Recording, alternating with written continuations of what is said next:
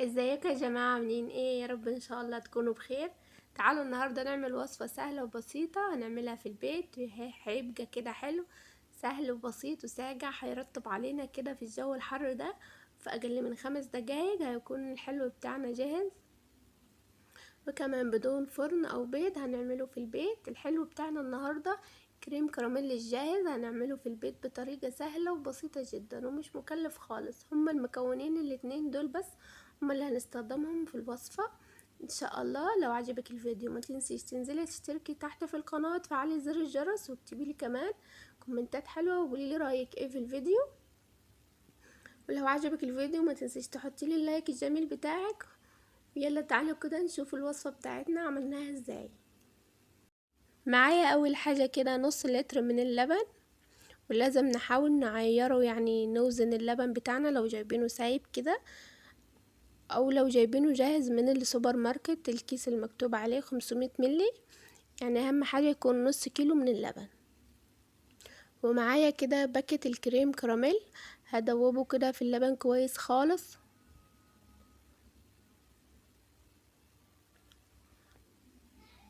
واحاول كده اتاكد ان الكريم كراميل اللي داب في اللبن. بعد كده هرفعه على النار، مش هياخد وقت كتير على البوتاجاز، هما 3 دقايق بس. هفضل كده اقلب فيهم اتاكد ان الكريم داب كده من جوه واللبن بتاعي سخن. انا مش عايزاه يغلي ولا يتقل، هو بيبقى قوامه خفيف مش تقيل. هفضل كده اقلب فيه كويس وبس كده هرفعه على النار على طول.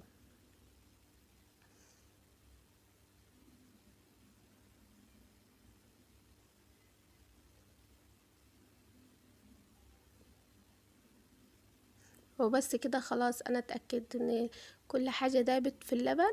هطفي عليه بقى كده واشيله على طول. نيجي بقى للخطوة التانية. هجيب كده سواء كوبايات او بولة كده او صينية كبيرة، هتفضي فيها الصوص الاول ونحاول نسويه. برضو لو فضيناه في كوبايات هنقسم الصوص الكراميل ده على 3 كوبايات او 4.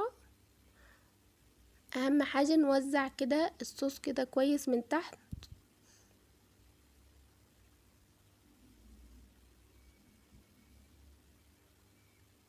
وبعد كده ما وزعت الصوص كويس من تحت، هجيب كده الخطوة التالتة، ان احنا لازم نصفي كده الكريم كراميل لو في ريمة كده او اي حاجة، عشان يبقى كده قوامه ناعم بعد ما يستوي. صفيته كويس خلاص، بقى هو الكريم دلوقتي جاهز. هندخله بقى التلاجة لمدة ساعة واحدة بس، وبعدين هطلعه بعد ما اخد ساعة في التلاجة. انا هنا كانت الكاميرا مطفية وانا كنت فاكراها ان هي شغالة، فاحنا اول ما بنطلعه بنعمله كده بالسكينة، نحاول كده عشان ما يكونش فيه اي حاجة لازقة في الجناب. هندخل السكينة كده في الاطراف الصينية كده من الجناب يعني، ونمشيها كده عشان لو في اي حاجة لازقة، وهنقلبه بكل سهولة زي ما انتوا شايفين كده. وبس كده خلاص جاهز، الحلو بتاعنا جاهز خلاص. وكده كان طعمه ساجع وخفيف ومش بياخد مننا اي وقت، وبصراحة كان طعمه حلو خالص. تعالوا بقى نقطعه.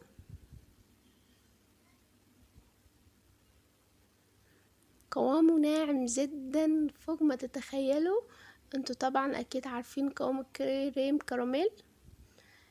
بصوا نفس الوصفة العادية بتاعته اللي بنعملها بالبيض وبندخله الفرن، شايفين قوامه ناعم جدا كده وطري وفي نفس الوقت متماسك.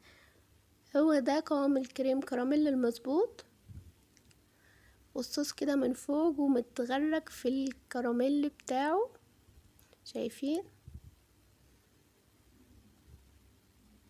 كان طعمه جميل جدا وساقع كده ويرطب علينا كده في الجو الحر ده، وفي نفس الوقت ما خدش مني اي وقت ولا اخد مني مكونات كتيرة، وكمان ما تعبنيش يعني في الوقت في المطبخ. لو عايزين الطريقة الأصلية بتاعتي اكتبولي في الكومنتات وانا ان شاء الله هعملها لكم. شايفين قوامه حلو ازاي؟ طعمه جميل كده. بصوا، انا هستناكم تجربوه وتقولولي رأيكم في الوصفة ايه، واكتبولي في الكومنتات لو عايزين وصفة تكون الفيديو الجاية ايه، اكتبولي وان شاء الله نعملها سوا في الفيديو الجاي. وبس، هو ده كان كده الفيديو بتاعنا. اسيبكم في حفظ الله، والسلام عليكم ورحمة الله.